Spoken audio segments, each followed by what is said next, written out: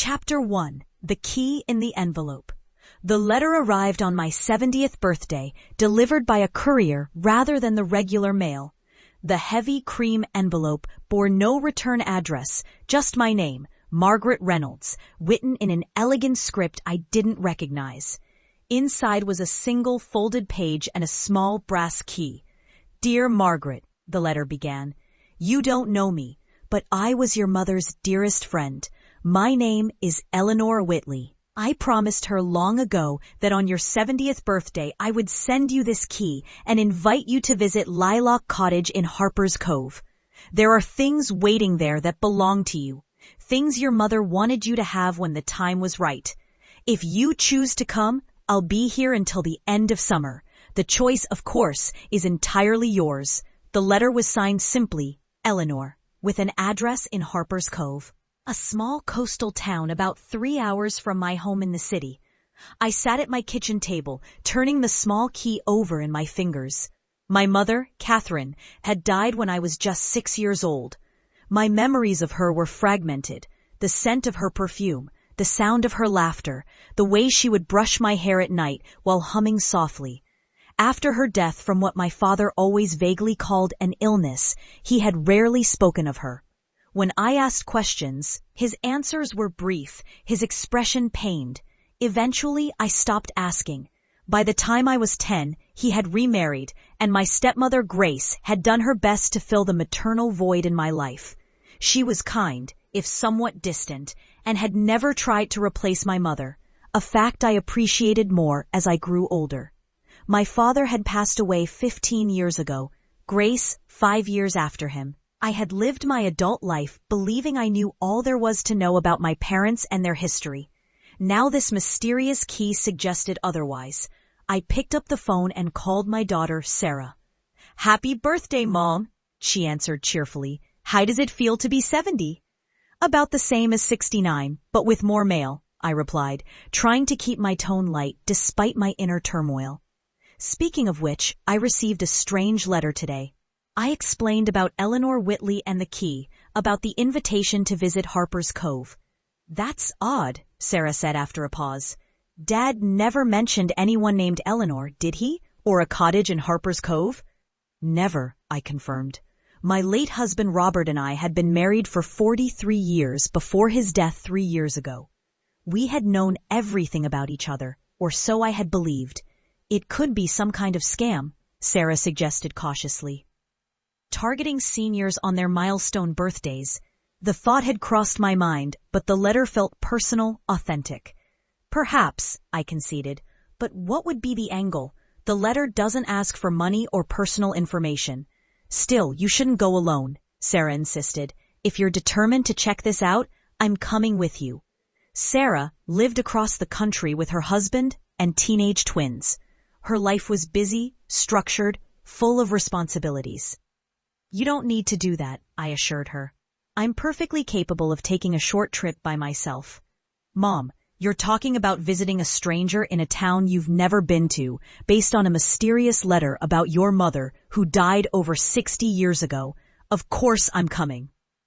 Her protective instinct warmed my heart, even as I chafed slightly at the implication that I needed supervision. After a lifetime of independence, teaching high school English, raising 2 children, caring for Robert through his final illness, I wasn't accustomed to being the object of concern rather than the one doing the worrying. "How about a compromise?" I suggested.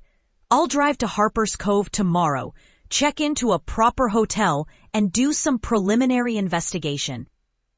If this Eleanor Whitley seems legitimate, and if I feel comfortable proceeding, then you can fly out next weekend to join me." Sarah hesitated, clearly torn between respect for my autonomy and concern for my safety. "Promise you'll call me every day, and you'll stay in a public hotel, not this mysterious cottage?" "I promise," I said solemnly, though inwardly I smiled at her worries. In her eyes, I had apparently transformed from the mother who had taught her to navigate the world into a vulnerable elderly woman in need of protection. "I'll text when I arrive and call each evening with updates." After we hung up, I sat for a long time. the key cool against my palm.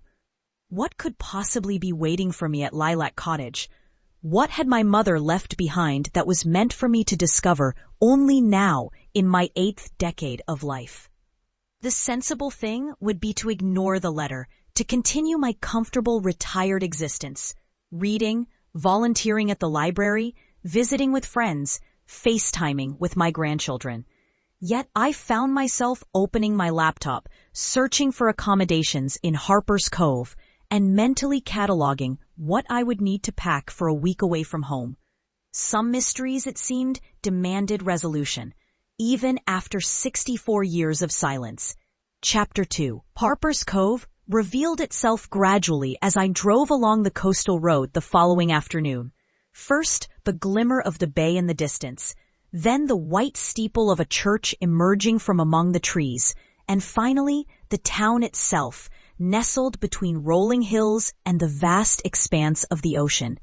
It was smaller than I had expected. A community that appeared largely unchanged by the decades that had transformed so many seaside villages into tourist attractions. The main street featured a handful of shops, a cafe, a small grocery store, and the Harbor View Inn where I had reserved a room. The inn was charming, a Victorian house painted a cheerful yellow with a wide porch adorned with hanging baskets of summer flowers. The proprietor, a woman perhaps a decade younger than myself, introduced herself as Judith Harper. Harper like the town? I inquired as she showed me to my room on the 2nd floor. Exactly so, she confirmed with a smile. My great-great-grandfather founded this place back in 1887, started as a fishing village, became a small shipbuilding hub, and now we're mostly just a quiet place for people who appreciate the slower pace. She glanced at me with friendly curiosity. What brings you to Harper's Cove, Mrs. Reynolds? Most of our visitors this time of year are families with young children or couples looking for romantic getaways. I hesitated, uncertain how much to share. I'm exploring some family history, I said finally. I believe my mother may have spent time here many years ago. Oh, what was her name? Harper's Cove is small enough that if she was here for any length of time, someone might remember her. Catherine Walsh, I replied, using my mother's maiden name. This would have been in the late 1940s or early 1950s, I believe. Judith frowned thoughtfully. Before my time, certainly, but my Aunt Mabel has been the town's unofficial historian for decades. She might know something. She comes for tea most afternoons around 4 if you'd like to meet her. I thanked her for the offer, then unpacked my small suitcase as Judith left me to settle in. Through the window, I could see the harbor, boats gently rocking in the afternoon sun. It was peaceful here, the kind of place where time seemed to move more slowly, where the urgencies of modern life faded into the rhythm of tides and seasons. After refreshing myself from the drive, I decided to locate Eleanor Whitley's home before meeting Judith's historically minded aunt. The address from the letter led me to a small lane set back from the harbor, lined with modest cottages. Lilac Cottage was the last one.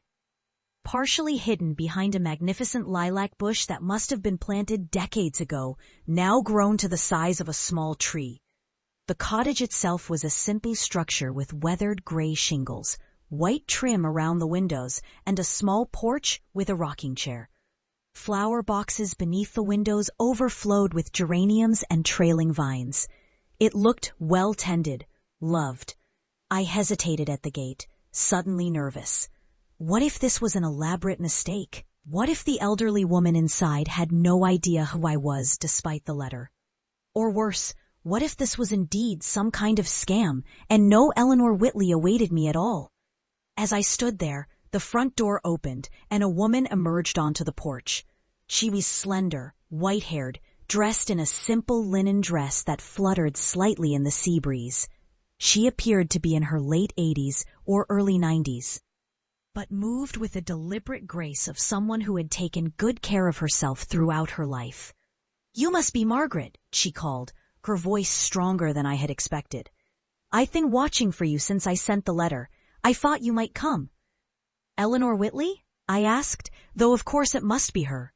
She nodded, a smile transforming her lined face. The very same. Won't you come in? The kettle's just boiled.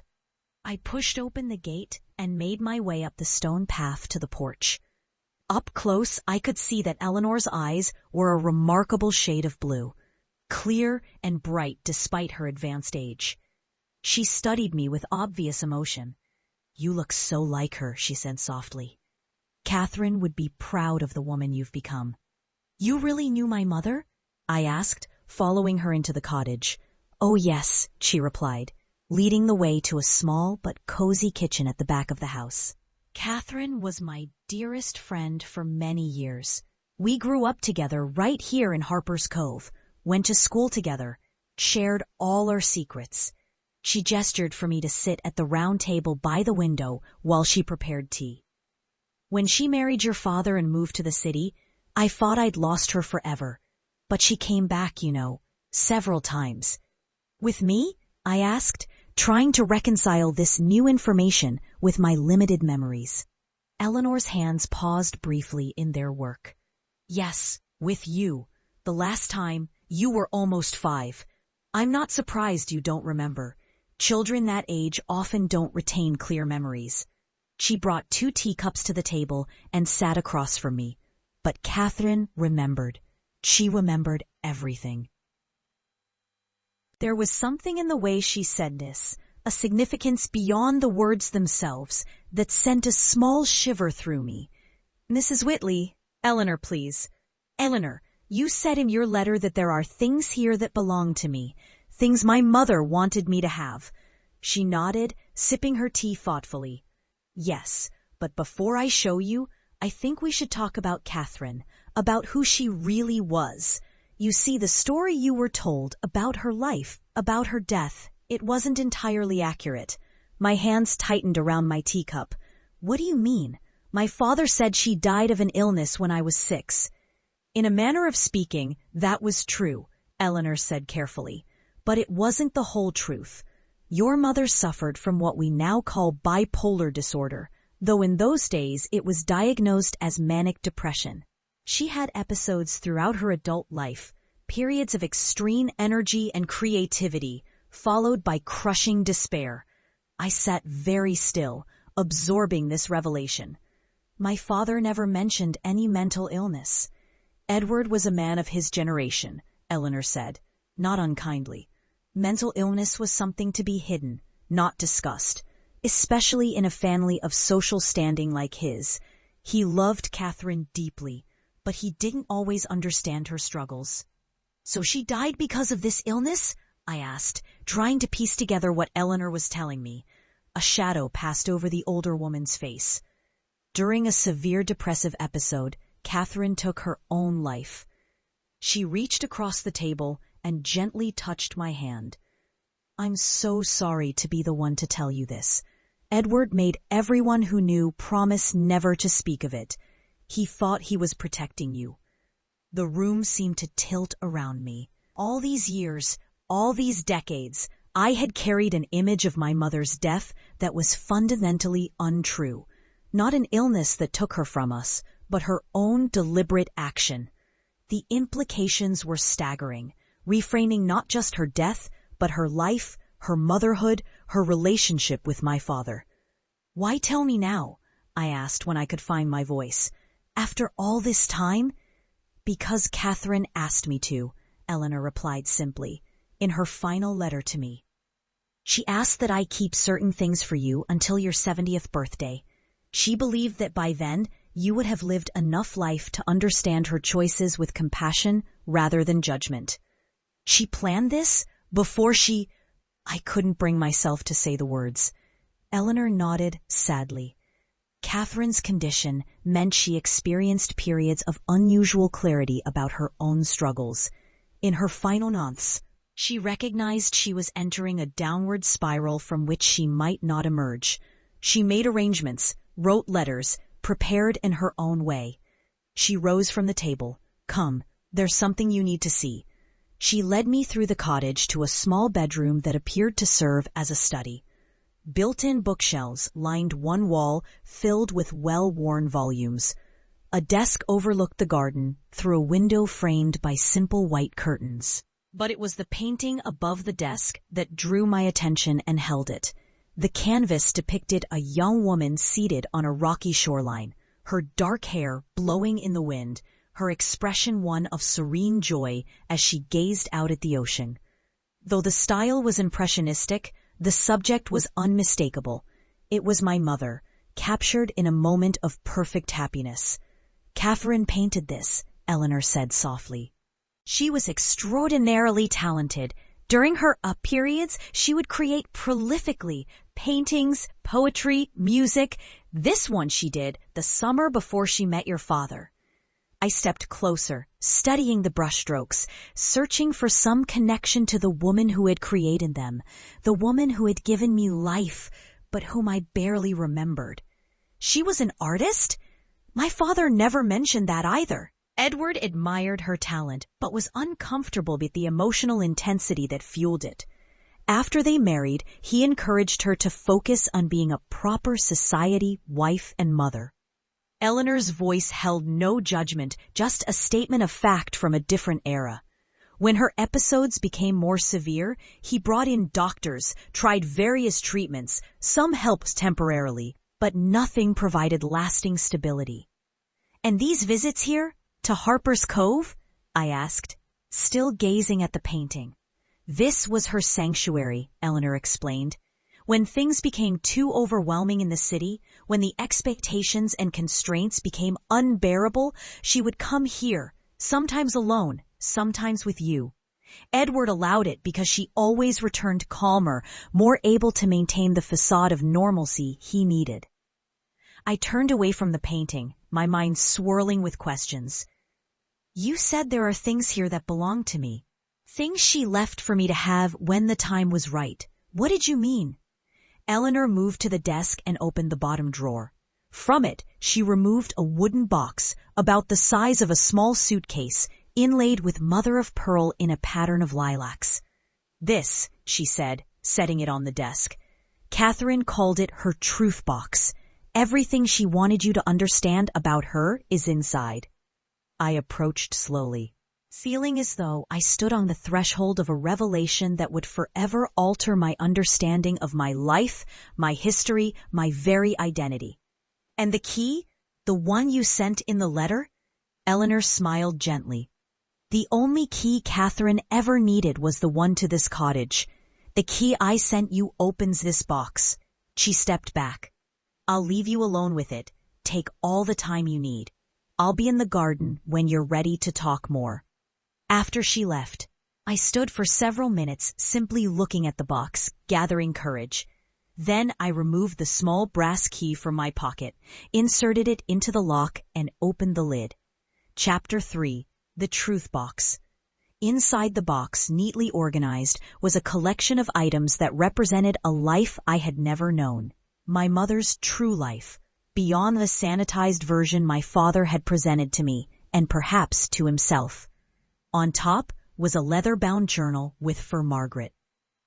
Written on the first page in flowing script, beneath it were bundles of letters tied with faded ribbon, several small sketchbooks, a folder of loose watercolor paintings, photographs I had never seen before, and at the very bottom, a smaller box containing what appeared to be jewelry. With trembling hands, I lifted out the journal and began to read.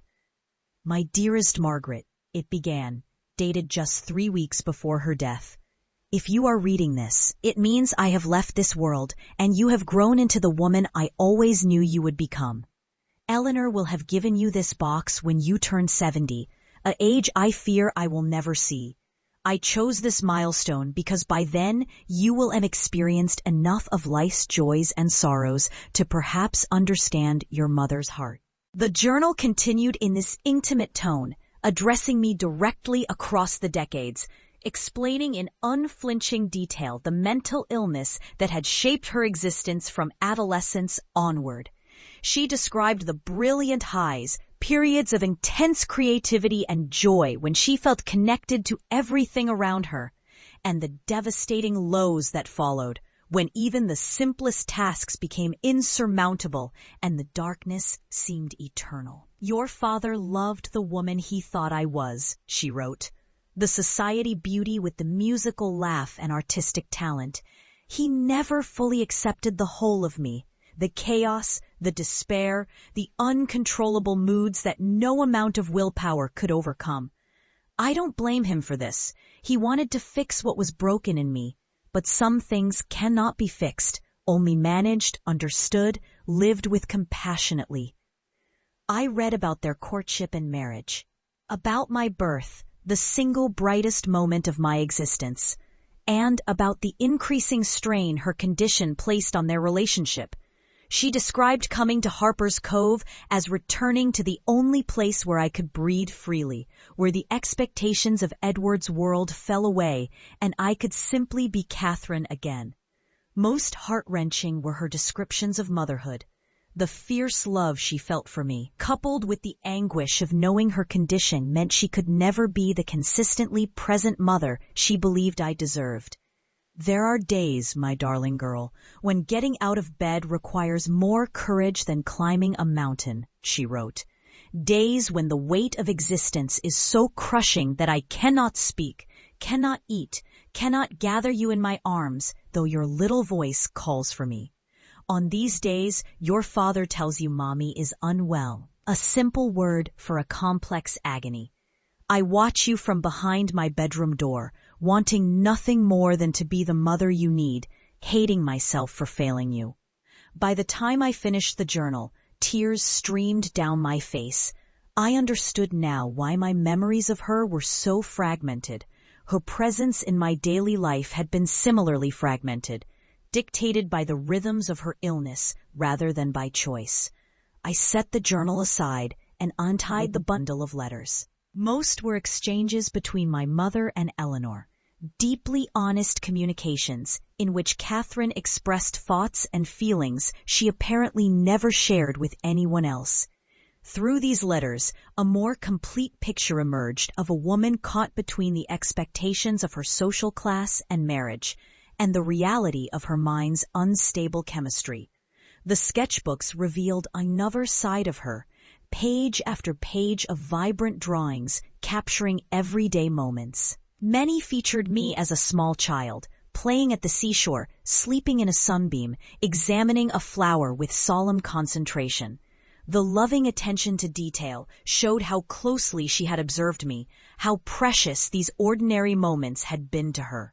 The loose paintings were more formal works, mostly seascapes and landscapes of Harper's Cove in different seasons and weather conditions.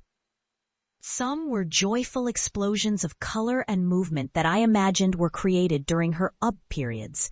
Others were more somber, with darker palettes and heavier brushstrokes, perhaps reflecting her descending moods.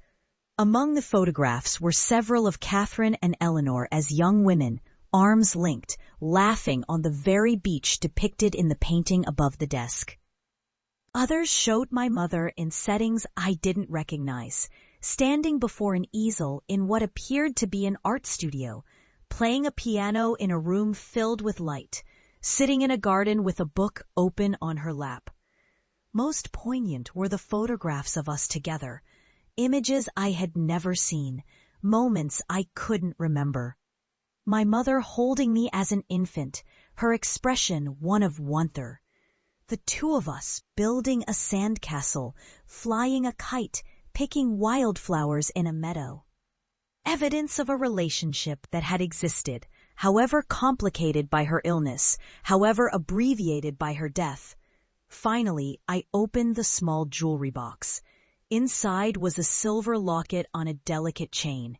When I pressed the tiny catch, it opened to reveal a miniature painting on one side, a perfect tiny reproduction of the seascape hanging above the desk, and an inscription on the other. The sea reminds us that calm always returns after the storm. All my love, always, sea.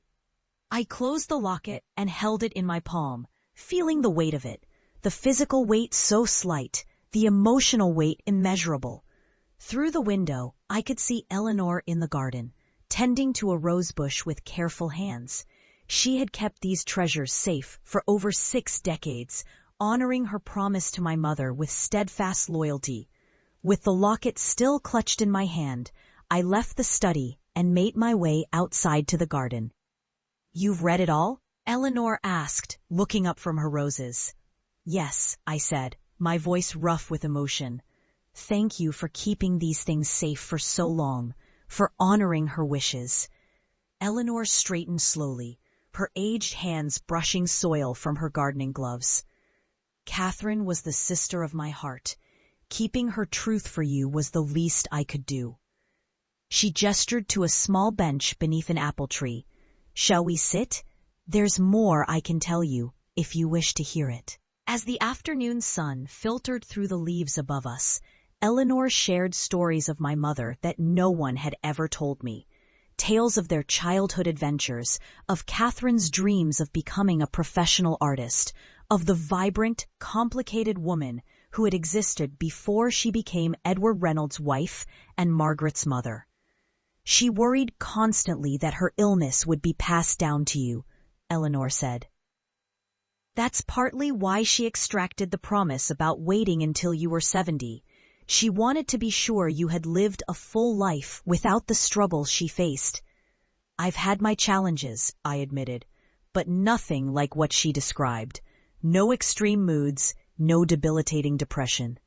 I twisted the locket's chain between my fingers. All these years, I've carried this sense of incompleteness, as if a crucial part of my story was missing. Now I understand why. Eleanor nodded, her blue eyes soft with understanding. "That's why she wanted you to have these things eventually, not to burden you with knowledge that might have cast a shadow over your youth, but to complete your understanding of yourself once you had the maturity to process it." "My father remarried when I was 10, I said. "Grace was kind to me, but there was always a distance. I wonder now if she knew the truth about my mother's death.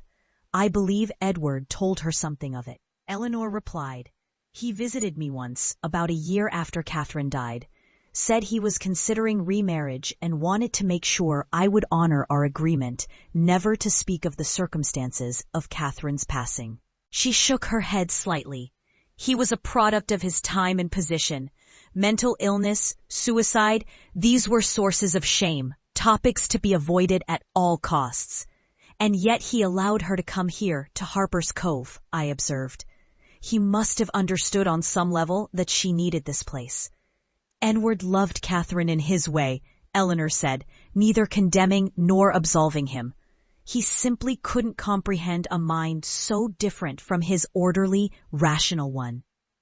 When the medical treatments of the day failed to cure her, he fell back on what he understood: structure, propriety, maintaining appearances. Allowing her visits here was his compromise, his recognition that she needed something he couldn't provide." As evening approached, casting long shadows across the garden, Eleanor invited me to stay for a simple supper. Over soup and fresh bread, we continued talking about Catherine, about Harper's Cove, about the decades Eleanor had spent here, after retiring from teaching at the local school. "Will you stay in town for a while?" she asked as we cleared the dishes. "Yes," I replied, surprising myself with the certainty I felt.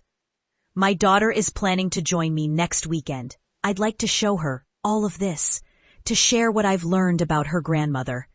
Eleanor smiled. "Catherine would be pleased. She always hoped that someday you would know the truth, and that it would bring you peace rather than pain." As I prepared to return to the inn for the night, I asked the question that had been forming in my mind throughout the evening. The cottage, what will happen to it, to all of these things, after I'm gone? Eleanor finished gently. "That's part of what Catherine arranged. Lilac Cottage belongs to you, Margaret, has since Catherine's death. I've been living here as its caretaker, with the understanding that upon my passing, or when I can no longer manage independently, it would transfer fully to your possession. All the legal documents are in the desk drawer. This place was Catherine's haven. She wanted it to be yours as well, when the time was right." I stood speechless, trying to absorb this additional revelation. A cottage I hadn't known existed until yesterday was apparently mine, had been mine for 64 years. You don't need to decide anything now, Eleanor assured me, misinterpreting my silence as hesitation. Take time to think, to feel, to understand what this place meant to your mother. Whether you choose to keep it, sell it, or something else entirely, the decision is yours alone. I nodded, still processing. I should get back to the inn, but I'll return tomorrow if that's all right. Of course, the truth box belongs to you now. You can take it with you or leave it here until you're ready. She smiled, a twinkle appearing in her eyes. Though if you don't mind, I'd appreciate a few more days of company before you disappear back to your life in the city. At my age, new conversations are a precious commodity. Impulsively, I hugged her, this woman who had preserved my mother's legacy, who had honored a promise for longer than many people live. After a startled moment, her thin arms came around me, returning the embrace with surprising strength. Thank you, I whispered, for everything. As I walked back to the Harborview Inn through the gathering twilight, the silver locket around my neck caught the last rays of the setting sun. For the first time in my memory, I felt truly connected to Catherine Walsh Reynolds, not the sanitized version my father had presented, but the complex, talented, troubled woman who had loved me enough to protect me from her truth until I could bear it. The sea stretched out beyond the harbor, vast and eternal. Calm always returns after the storm, the locket promised. Looking at the peaceful waters, I could almost believe it was true. Chapter 4. Full circle. Sarah arrived the following Saturday, her practical nature evident in her efficient packing and immediate questions about Eleanor Whitley's legitimacy. I had spent the intervening days dividing my time between the inn and Lilac Cottage, getting to know Eleanor, exploring Harper's Cove, and absorbing the revelations contained in the truth box. "You're sure this woman is who she claims to be?" Sarah asked as we drove from the small regional airport toward Harper's Cove. "That these are actually Grandmother Catherine's belongings?" "Yes," I said simply. "There's no doubt, Sarah. The photographs alone would be impossible to fake. Images of my mother I've never seen before, but in which she's unmistakable. And Eleanor knows things, details about my early childhood that only someone who was there could know." Sarah's expression remained skeptical. As a corporate attorney, she had developed a healthy suspicion of unexpected situations, especially those involving elderly parents and property. "And she claims the cottage belongs to you? Have you verified the deed?" "I've seen the documentation," I confirmed. "And I've spoken with Judith Harper at the inn. Her family has owned property in the Cove for generations. She remembers Eleanor and my mother from when she was a child, confirms they were inseparable friends. This isn't a scam, Sarah. It's simply a revelation, a part of our family history that was hidden until now." As we crested the final hill before Harper's Cove came into view, Sarah gasped softly. The afternoon sun illuminated the harbor, turning the water to molten gold, highlighting the white church steeple and the weathered shingles of the cottages along the shore. "It's beautiful," she admitted. "I can see why Grandmother would have loved it here." At Lilac Cottage, Eleanor welcomed Sarah warmly, seeming to understand instinctively the younger woman's protective concerns. "You look like your grandmother around the eyes," she observed, serving tea in the garden. Catherine had that same analytical gaze, as if she could see right through to the truth of things. Over the next few days, Sarah's skepticism gradually transformed into fascination as she explored the contents of the truth box with me, read Catherine's journal, and listened to Eleanor's stories about the grandmother she had never known.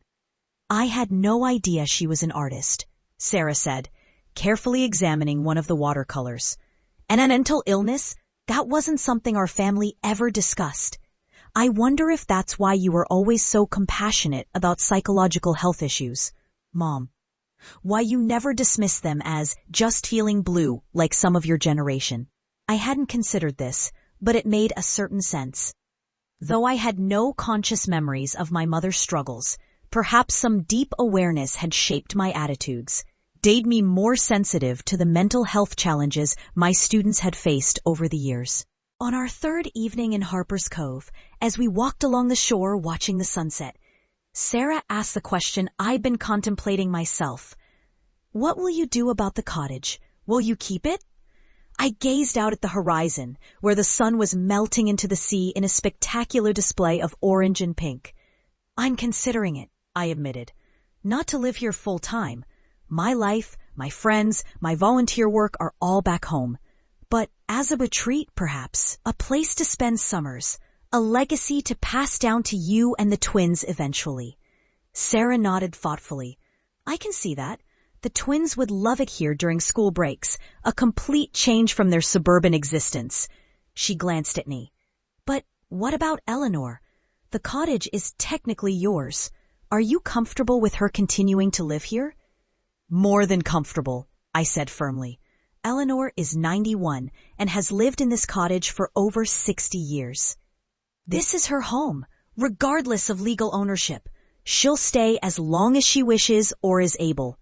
We had reached a rocky outcropping that formed a natural seat overlooking the cove. As we settled there, I realized with a start that this was the exact spot depicted in Catherine's self-portrait, the painting that hung above the desk in the cottage. My mother had sat right here, perhaps on this very rock, gazing out at the same eternal sea. "You know," Sarah said after a comfortable silence, "I keep thinking about the timing of all this. Why Grandmother Catherine specified your 70th birthday for the revelation. Why wait so long?"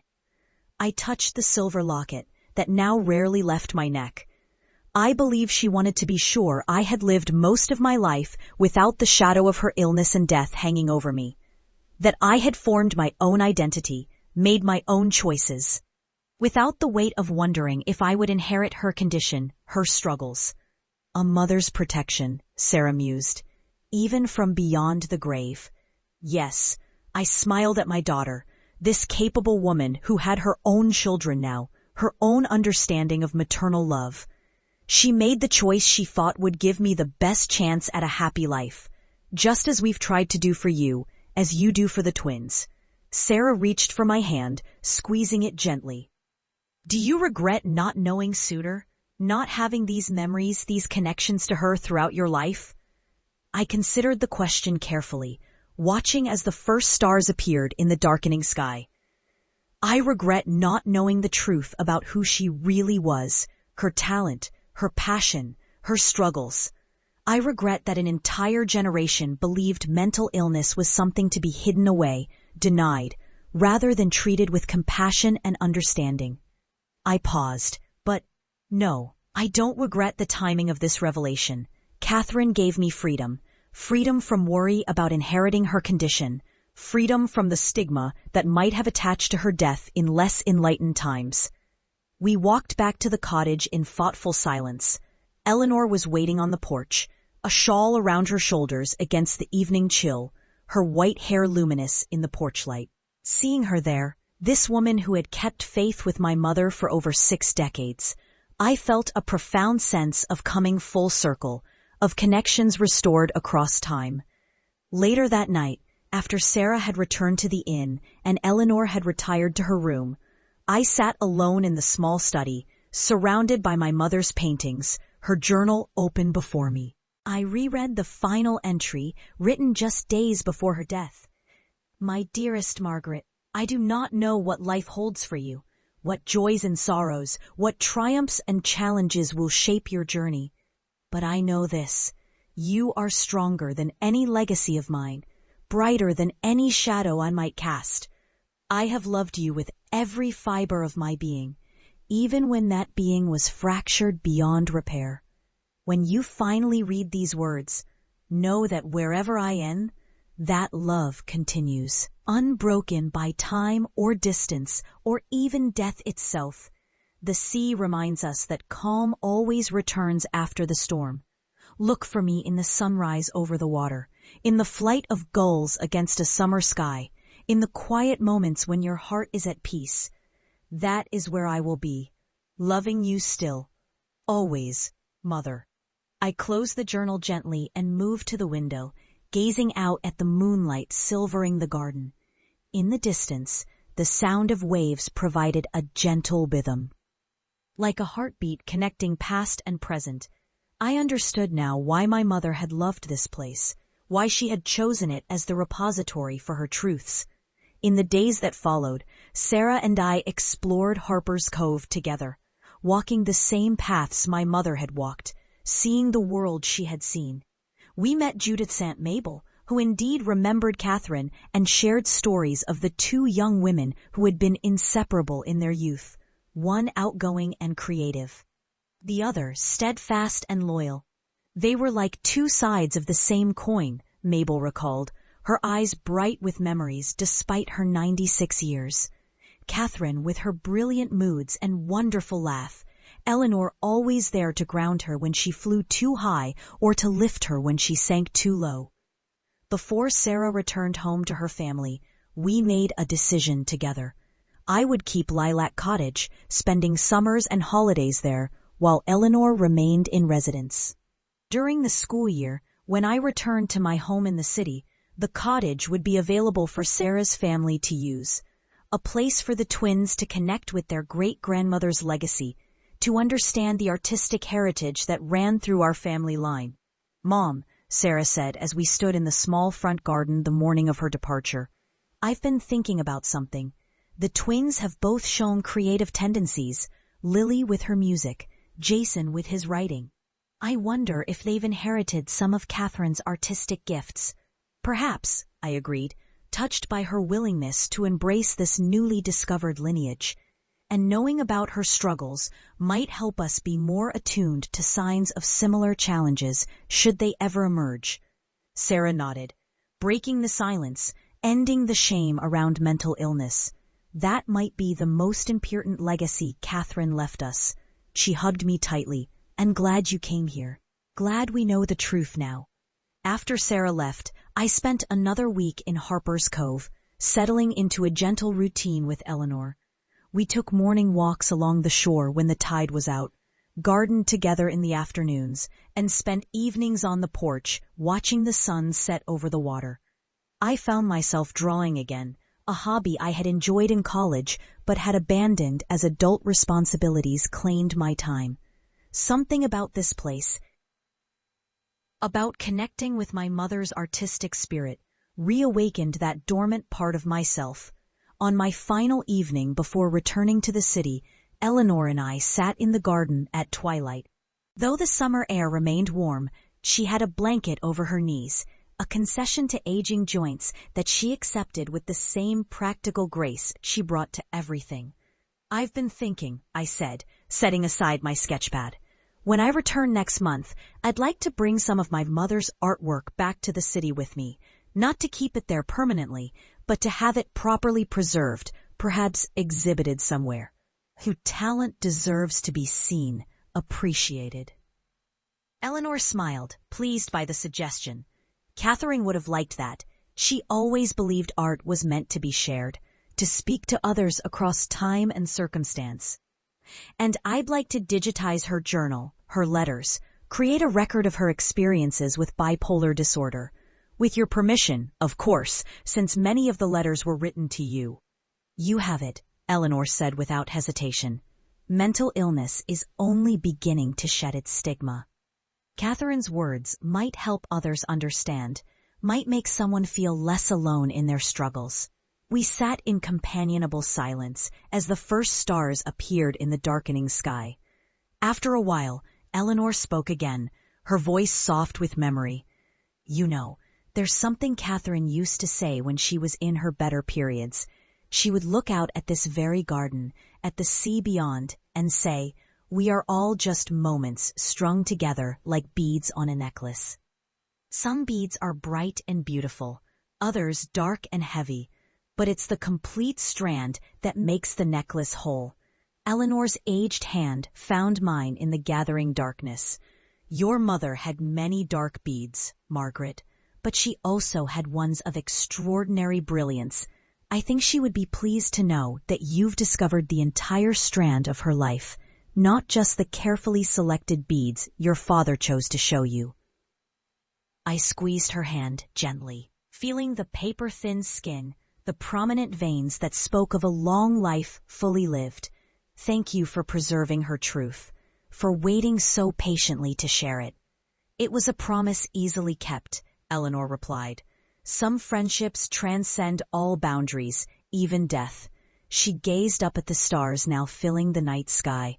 Catherine is still here, you know, in the cottage she loved, in the art she created, in the daughter she treasured.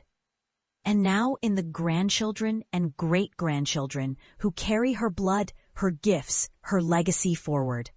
The next morning, as I prepared to leave Harper's Cove, I packed carefully, clothing and toiletries in my suitcase, a few selected items from the truth box in a separate case I had purchased specifically for this purpose, the journal, a sketchbook, 2 of the watercolors, and the silver locket which now rarely left my neck. The rest would remain at Lilac Cottage. Waiting for my return the following month, a legacy preserved, a truth finally known, a connection restored across the decades.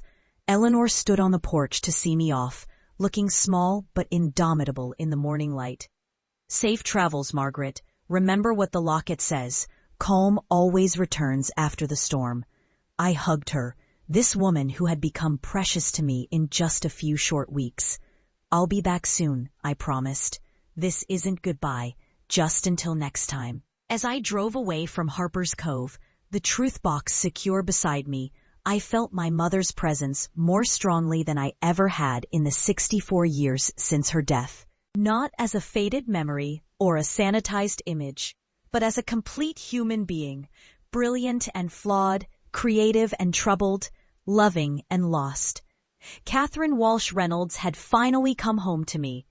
Or perhaps I had come home to her. Either way, the circle was complete, the truth restored, the missing pieces of my history finally in place, and with them, a sense of wholeness I had never known I was missing until I found it here, in a small cottage by the sea, waiting patiently for me all these years.